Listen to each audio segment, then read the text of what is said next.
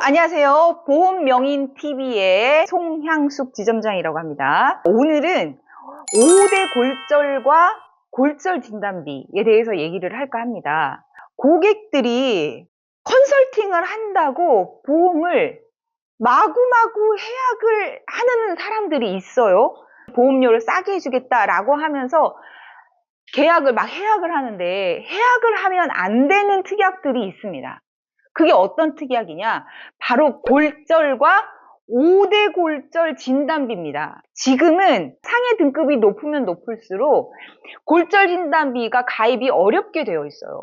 우리 일상생활하면서 보상을 많이 받을 수 있는 게 바로 골절이거든요. 우리가 넘어졌다고 생각을 합시다. 눈길에 넘어지거나 목욕탕에서 넘어지거나. 그리고 가장 많이 골절이 일어나는 부위가 어딘지 아세요? 바로 허리예요, 허리. 허리 중에서도 어디냐? 꼬리뼈 골절이요. 그럼 꼬리뼈 골절은 5대 골절 중에서 어디에 들어갈까요? 바로 요추 및 골반의 골절이라고 해서요. 병명 코드가 S32로 들어가게 되어 있습니다. 여기 꼬리뼈 골절은 미추라고 하거든요. 청골과 미추 사이가 될 수도 있고요. 청골 골절일 수도 있고 미추, 꼬리뼈 골절일 수도 있는데요. 모두 다 S32 코드를 받게 됩니다. 그러면 바로 5대 골절이 해당이 돼요. 저는 5대 골절이 장장 500만 원이 들어져 있거든요. 불과 2년 전만 하더라도 5대 골절이 100만 원, 200만 원 다 가입이 됐어요. 그런데 지금은요? 보험회사가 5대 골절을 마구마구 받아주고 봤더니 허리 골절이 너무 많이 일어나는 거예요. 그래서 한 번 나가면 그냥 5대 골절 진단비가 뭐 100만 원, 200만 원씩 나가니까 보험료도 많이 비싸졌거니와 아예 보험회사에서는 언더라이팅해서 이걸 받지 말아야겠다 라고 판단을 한 겁니다. 보험료를 싸게 해주겠다. 그러면서 마구마구 담보를 줄이거나 정리를 해버리는데요. 그 정리되는 1순위가 바로 뭐냐? 5대 골절, 진단비가 정리가 되고 있습니다. 여러분들, 보장, 분석, 보험료 저렴하게 한다는 거 정말 조심하셔야 됩니다. 꼼꼼하게 보지 않으면 내가 정말 필요하게 되었을 때, 보상을 받아야 될 때 못 받게 되는 경우가 있을 수 있다는 거죠. 자, 그 다음에 우리 골절 중에서 우리 사람 인체의 골절은 머리부터 발끝까지 모두 다 골절이 있을 수 있습니다. 그 골절 중에서 S02는 머리 쪽 골절이요. 그럼 머리 쪽 골절 중에서 우리가 또 제일 많이 일어나는 골절은 뭐가 있을까요? 일상생활에서 많이 발생할 수 있는 골절이 뭐가 있을까요? 바로 치아입니다. 치아. 치아 골절 코드는 뭐냐면 S02.5 코드를 받게 됩니다. 이 요즘에 판매되는 골절 진단비에는 치아 골절 진단비하고 가로하고 치아 파절 제외라고 되어 있고요. 치아가 금이 갔어. 아니면 족발을 먹다가 이빨이 뜯어졌어. 깨졌어. 꽃게를 씹다가 이빨이 부분적으로 깨졌어. 다 치아 파절 골절이거든요. S02.5에 해당이 됩니다. 그럼 치아 파절 제외라는 담보가 있으면 받을 수 없습니다. 그러나 보험에서는 치아 파절 제외만 있는 것이 아니라 그냥 일반 골절 진단비도 있습니다. 그러면 어떻게 될까요? 당연히 골절 진단비를 받을 수 있습니다. 사람들이 그걸 몰라서 못 받는 거거든요. 저도 마찬가지로 한 2년 전에 족발을 먹다가 앞니가 뚝하니 부러진 거예요. 이런 일이 있을 수가. 그래서 어떻게 했겠습니까? 들고 가가지고 가게 사장님한테 얘기했죠. 이거 족발 먹다 부러졌다. 그 가게에서 책임질 부분이 아니다 라고 얘기를 하는 겁니다. 그래서 어쩔 수 없이 제가 들어져 있는 보험에서 골절 진단비, 치아 파절 제외가 아닌 담보에서 받고요. 그 다음에 임플란트를 해야 되잖아요. 상해 수술비와 골절 수술비가 또 가입이 되어 있었습니다. 진단비 말고 골절 수술비, 상해 수술비, 이 두 가지 진단비 해서 약 560만 원에 해당하는 보험금을 받았습니다. 그 상세한 내용은 상담 전화 주시면 저희가 상세하게 안내해 드리도록 하겠습니다. 치아로 인한 골절 시 받을 수 있는 보험금인데도 고객들이 몰라서 못 받고 있는 보험금들이 있을 수 있겠죠. 그 다음에 목의 골절은 5대 골절에 포함이 됩니다. S12라고 해당이 됩니다. 목의 골절은 흉추는 이제 가슴 쪽에 있는 골절을 이야기하는데요. 가슴 쪽에 있는 골절이 모두 다 해당이 되는 것이 아니라요. 병명 코드가 S22. 흉추는 S22.0과 S22.1. 이건 흉추의 다발성 골절이라고 이야기합니다. 이 코드가 맞아야지만 보험회사에서는 보험금을 지급을 합니다. 5대 골절이라고요. 그 다음에 요추 및 골반의 골절은 허리부터 골반까지 골절. 여기서 말하는 꼬리뼈 골절이 여기에 해당이 됩니다. S32. 여기에 해당이 돼서 보험금을 받을 수 있습니다. 5대 골절과 일반 골절 모두 다 받을 수 있습니다. 만약에 골절 진단비가 50만 원 있고 5대 골절 진단비가 예를 들어서 200만 원 있다 칩시다.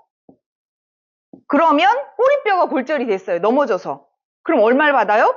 250만 원을 받을 수 있게 되는 거죠. 이해되시나요? 이 5대 골절이 매우 중요한데 고객들이 잘 모르고 계셔서 못 받는 경우가 있을 수 있다는 거고요. 그리고 보험금을 청구하실 때도 꼭 골절 진단비와 5대 골절이라고 쓰고 청구를 하셔야 됩니다. 왜?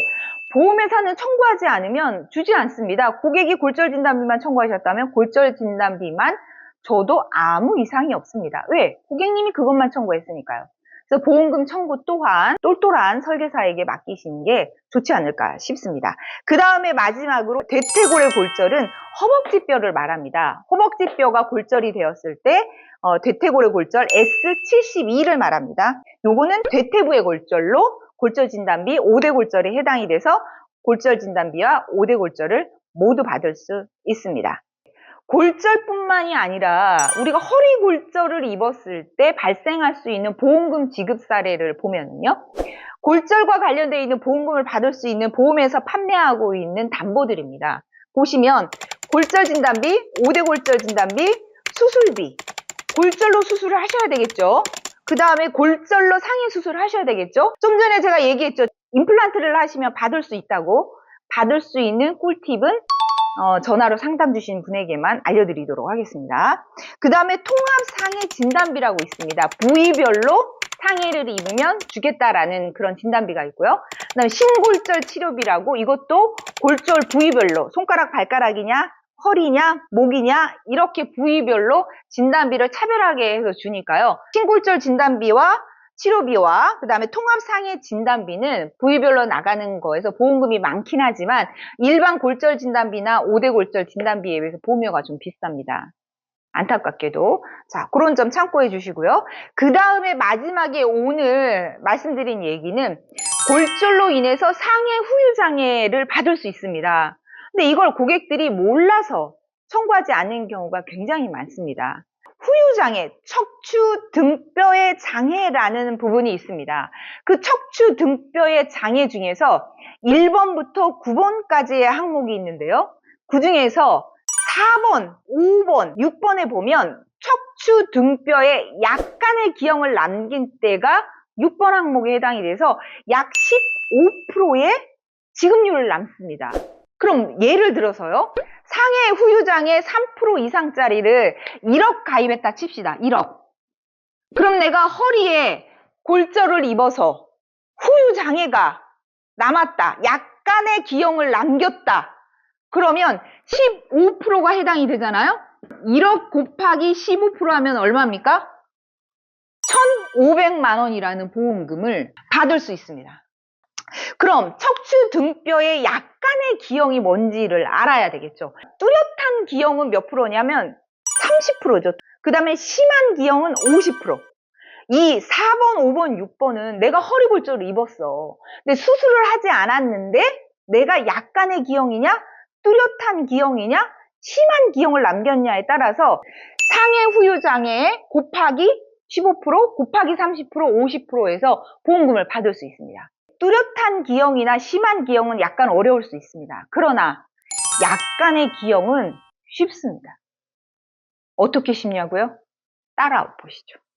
자, 약간의 기형이란 뭐냐면 허리에 골절을 입고 수술을 하지 않아도 됩니다. 수술을 하지 않은 상태에서 1개 이상의 등뼈에 골절 또는 탈구로 경도, 가벼운 정도의 척추 전만증. 척추 전만증은 척추가 앞으로 휘어지는 현상을 말하거든요. 그 다음에 척추 후만증은 척추가 뒤로 휘어지는 증상을 말합니다. 아니면 척추 측만증, 옆으로 휘어지는 증상의 변형이 있으면 됩니다.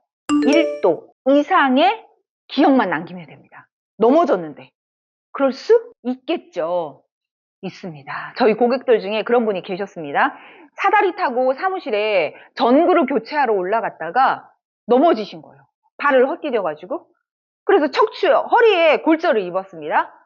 그래서 6개월 뒤에 치료하시고 난 다음에 기형이 남았다고 진단서를 떼서 보험회사에 청구해서 보험금을 약 5천만 원가량 받았습니다. 상해 후유장애가 꽤 많이 들어져 있었던 고객이었습니다. 자, 그렇다면 뚜렷한 기형이란 몇 프로라고 했습니까? 30%라고 했죠. 그럼 뚜렷한 기형은 뭐냐?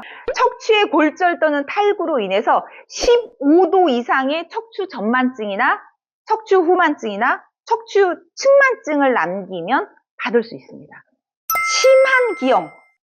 심한 기형은 35도 이상의 전만증, 후만증, 측만증을 남기면 그 중에 하나라도 남기면 받을 수 있는 특약들입니다. 그래서 고객님들이 보장 분석한다고 모르는 사람에게 내 증권을 다 보여줬는데 이런 내용들을 설계사가 잘 몰라. 그럼 어떻게 할까요? 이거 다 없애고 5대 골절 진단비 예를 들어서 200만 원 가입되어 있습니다. 근데 이런 내용을 잘 몰라. 그럼 이것도 제일 약하게 뭐 20만 원, 50만 원으로 줄이고 골절 진단비도 예를 들어서 과거에 50만 원 가입되어 있다. 그럼 10만 원으로 줄이고 보험료를 낮췄습니다. 보상은 되지만 보험금이 줄어드는 거죠.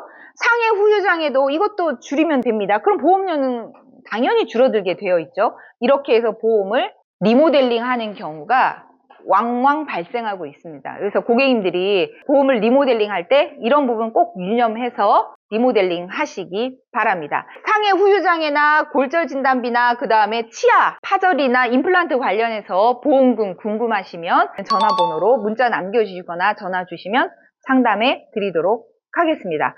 자, 이것으로 마치도록 하겠습니다. 다음 시간에 또 뵙도록 하겠습니다.